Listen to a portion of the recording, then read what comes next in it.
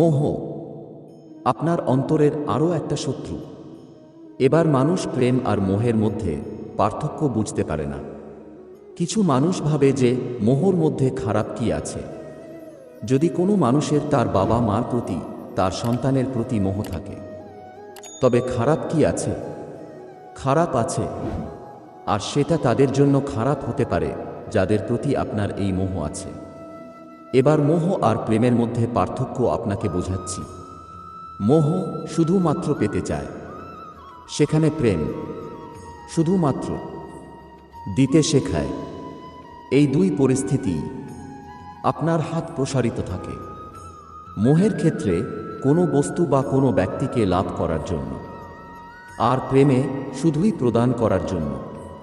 মোহের বশে আপনার পায়ে বাঁধন পড়ে যেতে পারে।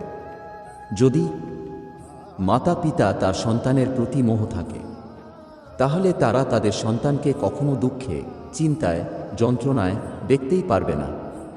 সেই জন্য তারা সন্তানকে বেঁধে রাখতে চান একটা সুরক্ষিত ক্ষেত্রে, যেখান থেকে না তারা সংসারকে দেখতে পায়, না পরোক্ষ করতে পারে, না কিছু শিখতে পারে, না বিকট পরিস্থিতির সম্মুখীন হতে পারে।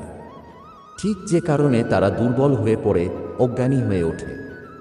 তাদের বিকাশ সেখানেই স্তব্ধ হয়ে যায়।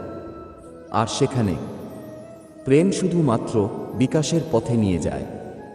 মা বাবা যদি সন্তানকে ভালোবাসেন, তাহলে তাকে ছেড়ে দেন। যে যাও সংসারকে দেখো, পরখ করো আর শেখো। কিভাবে এর সাথে লড়াই করতে হবে সেটা নিজে শেখো। নিজের শক্তি নিজেই বাড়িয়ে তোলো, নিজের পথ চয়ন করো।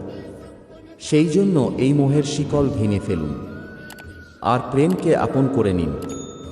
আর এই প্রেম দ্বারা বলুন, রাধা রাধা।